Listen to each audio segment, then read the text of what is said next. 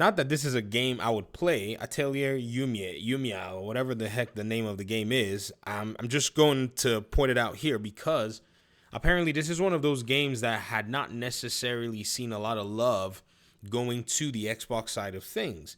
There is a trend, and there's something right now that we're seeing because these games are more and more expensive to make. There are costs that are going up, and execs want to see money, investors want to see money. So what that'll mean is, stonks and sales have got to go up.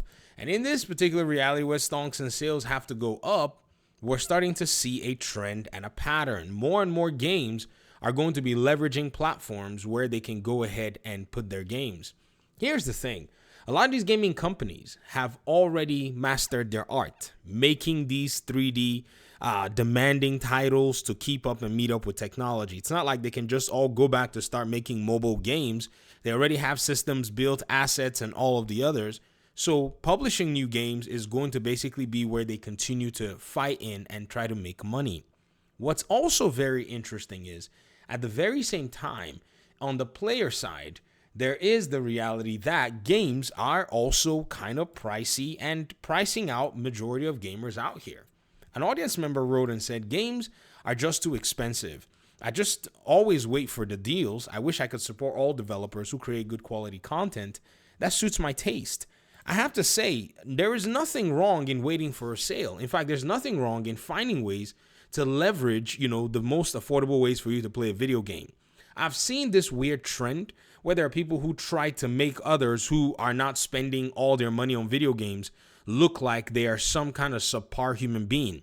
Those people who try to make you look like that are actually financial nincompoops. They have no care in the world for your money. So they have no input that they need to put for your money. You do what you want with your money without letting anybody else tell you what to do. We don't tell them not to spend their $70 or whatever on their game, and I'm talking about the vocal ones. Those of you who choose how you want to spend your money, this video, I'm not pointing towards you. I'm pointing towards those who have seemingly tried to make it some kind of a problem.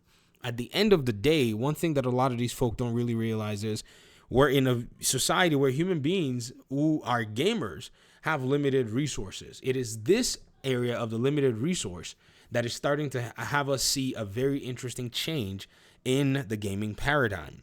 One also interesting thing when all this is said and done is developers at the end of the day really need to understand that we need to reach more and more players when the market is actually demanding that we do that. However, there is an element in the side of the conversation where people sometimes, I don't think they really understand what all is going on. In their minds, they are dialed into a specific framework in terms of how these video games should interact and how players should interact with them.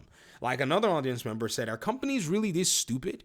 Putting exclusive games on PC is making consoles useless to buy, but by all means, if you want people to ditch the console and buy a PC, you won. Honestly, I don't think what a lot of people realize about this whole conversation is apparent to them. Number one, there are people who swear that they will never go play and game on PC. In their minds, if they have to deal with what they perceive to be the hassle of a PC, even though there are no hassles, but what they perceive to be the hassles of a PC deters them from actually going into that ecosystem. So there'll always be somebody who wants to play on a console device or on a device that is not a gaming PC. This market will always get access to whatever first-party games that are actually made available on those platforms, be it Nintendo, be it Xbox, be it Switch, whatever it is, or be it PlayStation, they're going to get their games. Now, the second side of the issue and the matter is there are only so many people who are in these ecosystems that are willing to spend money buying these games. With this in mind and with this perspective, you tend to also go ahead and think and say, why would they go ahead and put their games on other platforms like PC? Well, they need to print money. They need to make money, and they need to be able to sponsor their next games and fund their next titles. because they cannot just basically, make these games and put them on one platform and wait for sales that basically will come in when the game goes on sale for 3, 4, 5 years before they sell 7 million units of the game. Investors are going to look and not have any confidence. But if they see that their games can bring in and generate revenue, investors are going to want to go ahead and invest. This is definitely something that a lot of people have not necessarily taken into account, because for the most part, I don't know what it is. I think, when they consider this whole conversation, they're not really looking at the ramifications of these games not selling.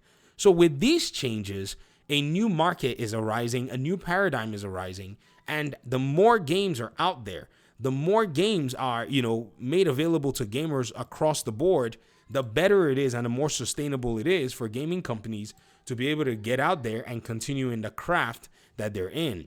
And this has been very apparent this particular year, seeing how Steam continues to pretty much be one of those platforms that provides games across the board for gamers. And we can see how those games are performing too. It's not like we can't see it. You know what I mean? We can actually look at the Steam best of 2024, or we can look at the Steam best of, whichever year, all the way back to like 2016 and 17, and see that so-called companies that practiced exclusivity back in the day in bringing their games to Steam are now making way more money than they were.